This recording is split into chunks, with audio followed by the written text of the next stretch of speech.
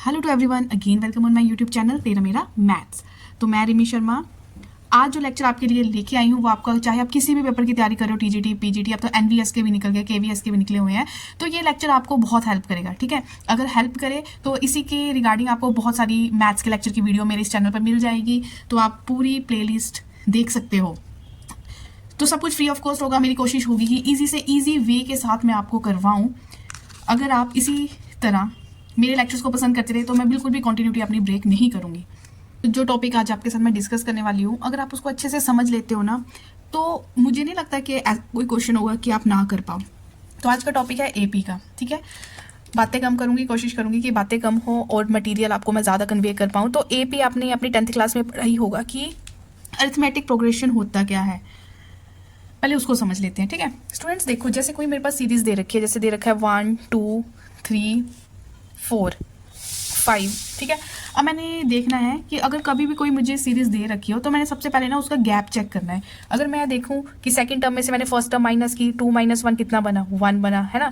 Third term में से मैंने सेकंड टर्म माइनस की, 3 - 2 1, एंड तक आपने चेक करना है। ठीक है, समझो ये मेरी फिफ्थ टर्म है, फिफ्थ टर्म में से मैंने जब फोर्थ टर्म माइनस की तो मेरा 1। मैंने देखा कि हर बार जब पिछले टर्म में से हम आगे वाली टर्म को माइनस कर रहे हैं तो जो गैप है वो सेम आ रहा है। तो कहीं भी किसी सीरीज का जो गैप है सीक्वेंस का आपको सेम मिलता है तो वो आपकी क्या होगी, एपी होगी। ठीक है, उसको आप क्या बोलोगे, अरिथमेटिक प्रोग्रेशन। तो इट मीन्स जो भी ये गिवन सीक्वेंस है ये किस में है, एपी। ये आपने कैसे जज किया, मैंने देखा कि second term minus first term, third term minus second term and fourth term minus third term, gap तो सेम सेम चल रहा है, 1 1 के डिफरेंस आ रहा है। तो ये पहचान होती है एपी का। जो मैं गैप की बात कर रही हूँ तो अरिथमेटिक प्रोग्रेशन में उसे हम बोलते हैं कॉमन डिफरेंस। क्या बोलते हैं, कॉमन डिफरेंस। और कॉमन डिफरेंस को हम डिनोट करते हैं स्मॉल डी के साथ। तो इस सीरीज का कॉमन डिफरेंस कितना आ गया, 1। क्योंकि स्टूडेंट्स आपको क्यों पता होना चाहिए कि एपी क्यों चेक करनी आनी चाहिए, क्योंकि कई बार एग्जाम में ऐसे क्वेश्चन आपको 3 4 सीक्वेंस दे देंगे और आपको बोलेंगे कि चेक करो इसमें से एपी कौन सी है, अरिथमेटिक प्रोग्रेशन कौन सी है। तो सबसे पहले पहचान क्या होनी चाहिए कि उनका कॉमन डिफरेंस सेम होना चाहिए। ठीक है स्टूडेंट, अब मैं आपको छोटी छोटी बातें बता दूंगी। जितनी भी बातें मैं आपको बताने वाली हूँ उसको ध्यान से नोट कर लो, जो दिल से तैयारी करना चाह रहा है ना। ठीक है, तो बहुत ही मतलब आपको मेरी तरफ से तो यही है कि आपको पसंद ही आएगा। बड़ी छोटी छोटी बातें लगेगी लेकिन वो ही छोटे छोटे ट्रिक्स बनती हैं जब आप बड़े बड़े क्वेश्चंस को सॉल्व करते हो। जैसे कोई भी सीक्वेंस हो, जैसे मेरा यहाँ पे गिवन सीक्वेंस ये है, कोई भी सीक्वेंस हो जो उसकी फर्स्ट टर्म होती है वो आपको पता है, वहाँ उसको हम डिनोट करते हैं स्मॉल ए के साथ। तो इसका ये फर्स्ट टर्म क्या होगी, 1। ठीक है, एक ये पता होना चाहिए। दूसरा मैंने कॉमन डिफरेंस आपको बता ही दिया।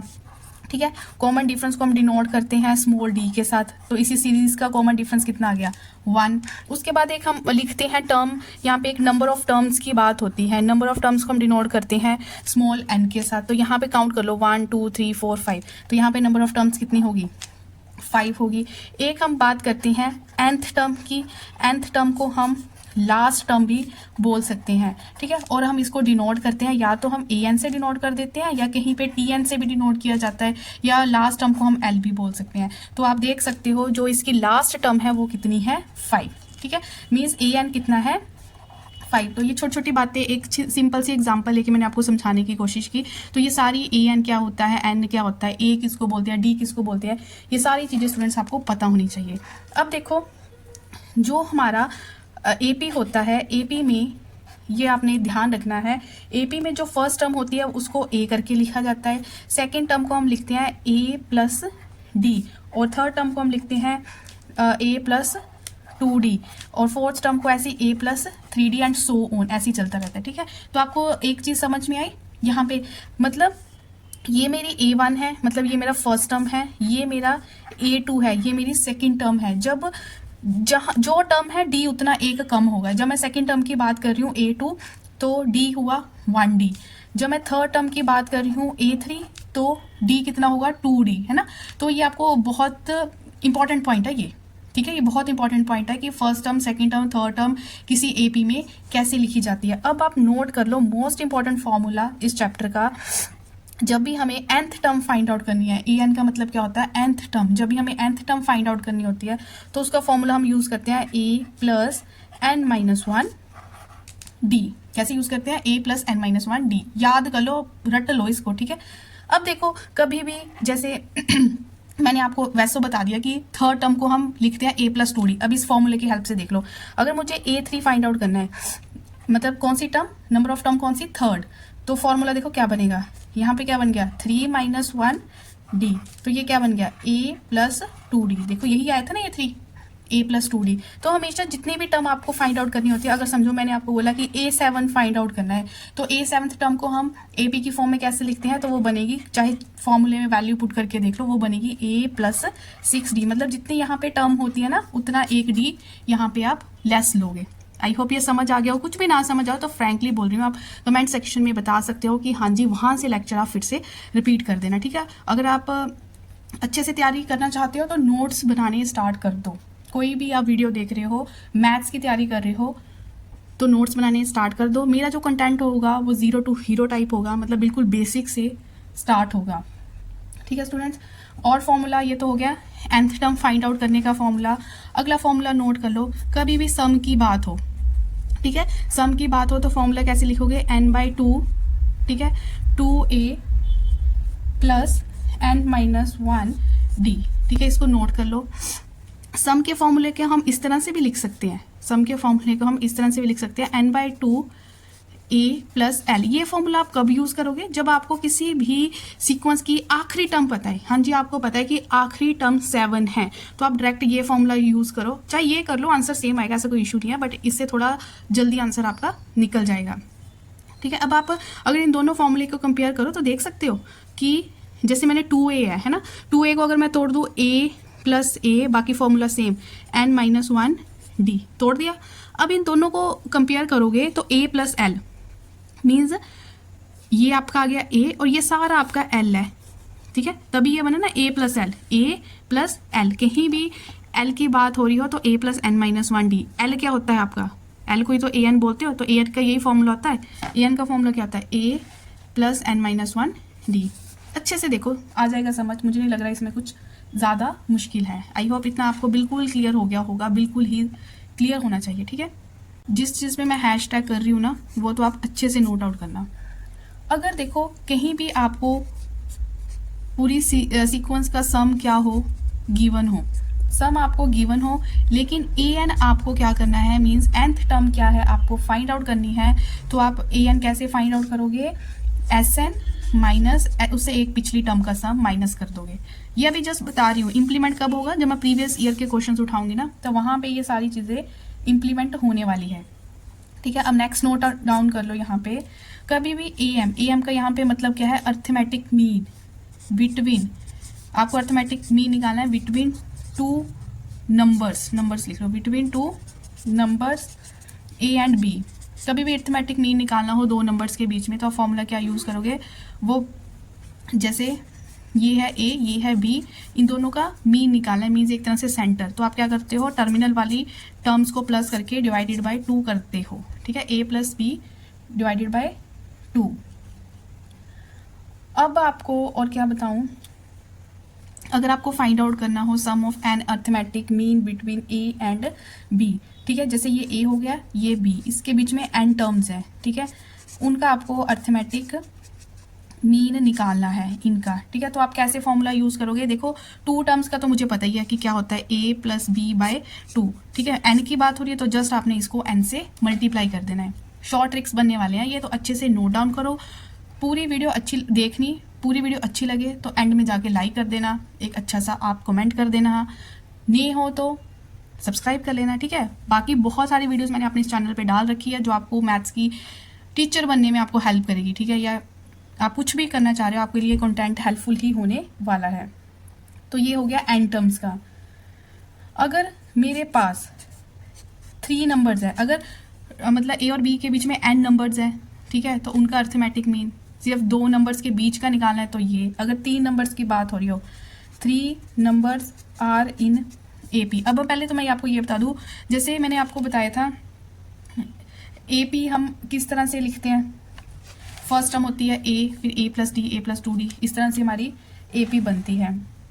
अगर हमने शो करना हो 3 नंबर्स AP में हैं तो आप डायरेक्ट उसको याद रखो, इसको लिखा जाता है a - d, बीच में आता है a और इस साइड होती है a + d, ठीक है। ए माइनस, इस तरह से अगर लिखा हो कोई भी नंबर तो इट मीन्स वो एपी में है। 3 नंबर्स आर इन एपी। बहुत बार इस तरह के क्वेश्चन एग्जाम में पूछे भी गए हैं। अगर मैंने बोलना हो कि 4 नंबर्स आर इन एपी, तो 4 नंबर्स को हम कैसे लिखते हैं? 4 नंबर्स को हम स्टार्ट करते हैं ए माइनस 3d, फिर हम लिखते हैं ए माइनस डी, फिर लिखते हैं ए प्लस डी, ठीक है, फिर लिखते हैं ए प्लस 3d। जल्दी से इनको आप क्या कर लो, नोट डाउन कर लो। तो मैं आपको बड़ा ही इंटरेस्टिंग सी बात बताने वाली हूँ, जिसके ऊपर आपको प्रीवियस ईयर के अगर आप इस चैप्टर के रिगार्डिंग क्वेश्चंस निकालते हो ना, तो बहुत सारे क्वेश्चन जो अभी मैं आपको बेसिक प्रॉपर्टीज बताने वाली हूँ वहाँ से मिलेंगे आपको। तो जिस तरह से मेरे पास एक सीक्वेंस दे दिया जिसमें मैंने बोला कि A1 A2 EN तक ये मेरी कोई AP है, ठीक है। हमने इसको डिसाइड नहीं करना कि ये AP है या नहीं, मैंने पहले ही बोल दिया कि ये मेरे पास कोई AP है। अगर किसी AP में कोई भी हर इस सीक्वेंस के नंबर में अगर मैं कुछ ऐड या माइनस करती हूँ, फर्स्ट नंबर में मैंने कुछ ऐड या माइनस किया, सेकंड नंबर में भी हमने कुछ ऐड या माइनस किया, एंड तक सेम नंबर के साथ हम कुछ कर रहे हैं, चाहे ऐड करने को बोला है चाहे माइनस करने को बोला है, तो वो एक नई सीक्वेंस बनेगी। और वो नई सीक्वेंस भी ऑल्सो इन AP, वो नई सीक्वेंस भी किस फॉर्म में होगी? AP की फॉर्म में ही होगी। तो यहाँ से जो प्रॉपर्टी निकल के आती है वो क्या प्रॉपर्टी है कि अगर कोई सीक्वेंस हमें ऑलरेडी AP की फॉर्म में दे रखा है, अगर उसमें हम कुछ भी ऐड करते हैं, हर एक नंबर में कुछ भी ऐड करते हैं, क्या जो नई सीक्वेंस बन के आएगी वो क्या AP होगी? ये आपसे पूछा गया तो आप बोलोगे यस, वो भी AP होगी। चाहे आप ऐड कर रहे हो चाहे हम सब्ट्रैक्ट कर रहे हैं, तो नई सीक्वेंस AP में ही होगी। क्यों AP में होगी? क्योंकि इसका कॉमन डिफरेंस क्या होगा? हैविंग, ये मेरी ओरिजिनल है, ठीक है, ये वाली जो है ये है मेरी original AP, having same common difference जो एज ओरिजिनल AP। जो मेरा ओरिजिनल AP का यहाँ पे कॉमन डिफरेंस होगा वो ही इस न्यू वाली AP का कॉमन डिफरेंस होगा, ठीक है। तो दोनों, ये बहुत बेसिक सी बात है जो प्रॉपर्टीज़ में बताई जाती है, और ऑलमोस्ट हम इन चीज़ों को बिल्कुल ही क्या करते हैं? इग्नोर। सेकेंड प्रॉपर्टी, पूरे प्रॉपर्टीज़ में जो मेरी AP है वो यही ओरिजिनल AP की मैं बात करूँगी। अगर इस AP में किसी कांस्टेंट के साथ हम किसी चीज़ को मल्टीप्लाई कर रहे हैं, अगर मैं फर्स्ट नंबर को भी K के साथ मल्टीप्लाई कर रही हूँ, सेकंड को भी, थर्ड को भी, एंड सो ऑन, इस तरह से मल्टीप्लाई करते जा रहे हैं, तो ये भी जो नई सीक्वेंस बनेगी वो ऑल्सो इन AP, वो AP में होगी। और उसका कॉमन डिफरेंस कितना होगा? ये क्वेश्चन अब बनता है। हैविंग कॉमन डिफरेंस, जिसका कॉमन डिफरेंस कितना होगा? जितना ओरिजिनल AP का कॉमन डिफरेंस है उसको आपने मल्टीप्लाई कर देना है जो इस नंबर इस AP में मल्टीप्लाई हो रहा है K, तो ये इसका कॉमन डिफरेंस बनेगा। वेरी इंपॉर्टेंट, ठीक है। अगर हम प्रीवियस ईयर के क्वेश्चंस यहाँ पे उठाते हैं तो वहाँ पे ये क्वेश्चन पूछे गए हैं, जी ये AP है, अब ऐसी AP बन गई, इसका कितना कॉमन डिफरेंस होगा? तो मैं आपको बता रही हूँ, कभी भी AP को आप कोई नंबर के साथ मल्टीप्लाई करते हो, ठीक है, ओरिजिनल AP तो आपको दे ही रखी होगी, वहाँ से आप कॉमन डिफरेंस निकालोगे, तो जो ओरिजिनल AP का कॉमन डिफरेंस होगा उसके के साथ जो नए नंबर की एंट्री हुई है उसके साथ उसको मल्टीप्लाई कर दो, तो विद इन सेकेंड्स हमारा आंसर निकल जाएगा।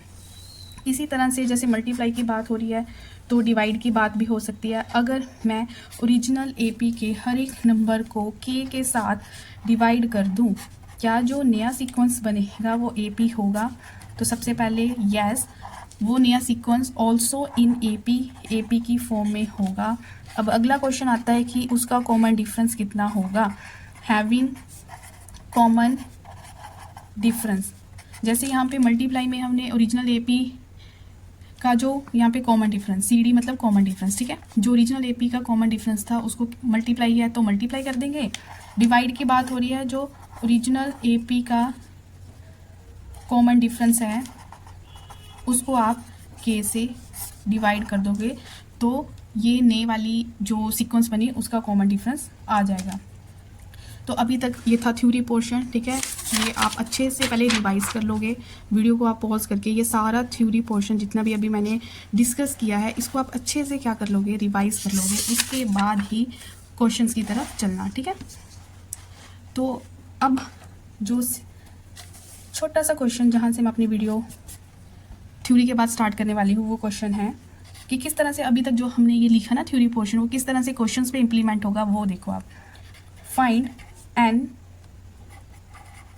टर्म्स ऑफ एपी, ठीक है, मुझे कोई एपी दे रही 3, 6, 9, 12 एंड सो ऑन। अब मुझे ये तो पता है कि 3, 6, 9, 12 ऐसे नंबर्स चलते जा रहे हैं, लेकिन मुझे ये नहीं पता ये एपी रुक कहाँ रही है, इसमें नंबर ऑफ टर्म्स कितनी है। जैसे अगर ये डैश डैश ना होता तो मैंने बोलना था कि इसमें नंबर ऑफ टर्म्स 1, 2, 3, 4 है, कि इसमें नंबर ऑफ टर्म्स 4 है, लेकिन यहाँ पे ये रुका नहीं, आगे चलता जा रहा है, तो यहाँ पे हमें एन नहीं पता, मुझे यहाँ पे number of terms find out करनी है। तो सबसे पहले जो मैंने फॉर्मूला आपके साथ डिस्कस किया था, उस फॉर्मूले को आप अपनी आंखों के सामने लिख लो, ठीक है। और मैंने एक एक चीज़ बताई थी। देखो ए एन क्या होता है, यहाँ पे ए एन होता है फाइंड, सॉरी ये नंबर ऑफ टर्म्स नहीं है, nth टर्म है, nth टर्म, ठीक है। nth टर्म फाइंड आउट करनी है। nth टर्म का मतलब जो भी इसकी लास्ट नंबर पे टर्म है वो यहाँ पे कितनी है। जैसे अगर कोई मेरे पूछे कि सेकंड नंबर पे कौन सी टर्म है, तो मैं बोलूँगी 6, थर्ड नंबर पे कौन सी टर्म है 9, ठीक है। अब इस सीक्वेंस के लास्ट नंबर पे nth टर्म कौन सी है वो हमें पता करना है। तो nth टर्म का फॉर्मूला तो हमें पता ही है कि a n is to a plus n minus 1 d होता है, ठीक है। तो ए पता है कितना है 3, a means first term, plus n नहीं गिवन तो एन माइनस 1, कॉमन डिफरेंस निकाल सकते हैं ना, 6 माइनस 3 3, 9 माइनस 6 3, 12 माइनस 9 3, मतलब कॉमन डिफरेंस पिछली टर्म में से उससे आगे वाली टर्म को माइनस करके निकलता है, तो यहाँ पे कॉमन डिफरेंस आ गया 3। अब इसको सॉल्व कर लो, ब्रैकेट ओपन करो, 3n माइनस 3, ये हो गया कैंसिल। तो मेरी जो nth टर्म है वो निकल चुकी है 3n। कुछ नहीं करना, फॉर्मूला लगाया और मुझे फॉर्मूले का एक एक अक्षर पता है कि ई एन क्या होता है, ई क्या होता है, एन क्या होता है, डी क्या होता है। जस्ट वहाँ पे आपने वैल्यूज़ पुट आउट कर देनी है। आई होप आपको अच्छे से ये क्लियर हो गया होगा। एपी बहुत ही इंटरेस्टिंग टॉपिक है, इसके क्वेश्चंस भी बड़े इजीली निकल जाते हैं अगर हमें फॉर्मूले पता है, हमें थोड़ा सा बेसिक पता है। चलो बड़ा ही सिंपल सा क्वेश्चन मैं आपको करने को देखती हूँ, वीडियो को पॉज कर लेना और उस क्वेश्चन को करके देखना कि आप क्या उसको कर पा रहे हो। कि इफ़ द नंबर्स, बिल्कुल बेसिक है, 3x and 7 are in AP, then what is the value of x? What is the, इसके तो चाहे ऑप्शन सामने ना हो हम उसका आंसर तब भी दे सकते हैं। देखो बोला है कि 3x और 7 ये 3 नंबर्स हैं और ये बता दिया गया है कि ये AP में है। हमें पता है अगर कोई चीज़ AP में होती है तो उसका जो डिफरेंस होता है ना वो सेम चलता है। अब यहाँ पे ऐसा कौन सा, चलो आपके सामने मैं ऑप्शन रख दूँ, जैसे ए पे 5 हो गया, बी पे 2 हो गया, सी पे 3 हो गया, डी पे 4 हो गया, तो आप बता ही सकते हो देख के, ठीक है। अगर मैं सबसे पहले यहाँ पे 5 रखती हूँ तो 5 माइनस 3 2, 7 माइनस 5 2, वाह डिफरेंस सेम आ रहा है, तो आंसर तो यही है, ठीक है। अगर आपको थोड़ा टाइम वेस्ट करना है, ठीक है, आपको बिल्कुल बेसिक मेथड से करना है, तो फॉर्मूला लगा के देख लो। देखो मुझे सेकंड टर्म नहीं पता, मतलब अभी जो मैंने आपको बताया, कभी भी आपको कोई टर्म पता करनी हो तो इस फॉर्मूले पे आपने फोकस करना है, a n is equal to a plus n minus 1 d, ठीक है। मुझे कौन सी टर्म फाइंड आउट करनी है, सेकंड टर्म, मीन्स एन कौन सा सेकंड वाला पता करना है। फर्स्ट टर्म कितनी है 3, एन कितना हो गया 2 माइनस 1, कॉमन डिफरेंस कितना आ रहा है अभी नहीं पता, ठीक है। तो 3 प्लस डी, तो सेकंड टर्म जो होगी वो 3 से तो बड़ी होगी, ऑप्शंस आपको देखो हेल्प करेगी, वो 3 से क्या होगी बड़ी, तो ऑप्शन 2 कैंसिल हो गया क्योंकि 3 में कुछ प्लस हो रहा है, ठीक है। ऑप्शन एलिमिनेट करनी आनी चाहिए स्टूडेंट, पेपर बड़ी जल्दी होता है, थोड़ा सा बेसिक, थोड़ा सा ऑप्शन एलिमिनेट करनी सीखो, तो पूरा नहीं पता कुछ पता है तो आप निकाल सकते हो उस क्वेश्चन को। देखो 3 तो होगा नहीं क्योंकि 3 में कुछ प्लस हो रहा है, ठीक है। कॉमन डिफरेंस कभी भी 0 नहीं यहाँ पे होगा। अब देखो A2 है ना, अब देखो अगर अब यहाँ पे 5 रख के देखो, तो जैसे मैंने आपको वैल्यू, अब आपने 2 ऑप्शंस रख के देखनी है यहाँ पे। अगर यहाँ पे आप 4 रखते हो तो 4 माइनस 3 1, 7 माइनस 4 3, मतलब कॉमन डिफरेंस 4 रख के नहीं आ रहा, सिर्फ 5 रख के आ रहा है। बहुत सिंपल है, डायरेक्ट भी पता चल रहा है और आई थिंक ये किसी ना किसी एग्जाम में पूछा भी गया था, तो आप इसको ईजिली कर सकते हो। आई होप ये आपको कंटेंट अच्छा लगा। ये बिल्कुल फर्स्ट वीडियो मैंने अभी स्टार्ट की, ठीक है, AP की, तो मैंने बिल्कुल कंटेंट इसका कम रखा। अगर आपको ये पसंद आती है तो अपने नियर डियर वंस के साथ शेयर करो, जो भी किसी भी एग्ज़ाम की तैयारी कर रहा है, ठीक है। ज़्यादा से ज़्यादा शेयर करो ताकि मैं अपनी वीडियोस की कंटिन्यूटी को बना के रखूं। अच्छा लगा है तो hit the like button, channel पे नहीं हो तो क्या करना चाहिए, चैनल को सब्सक्राइब करना चाहिए। तो मिलते हैं इसी तरह की अच्छी अच्छी वीडियो के साथ, टिल देन टेक केयर।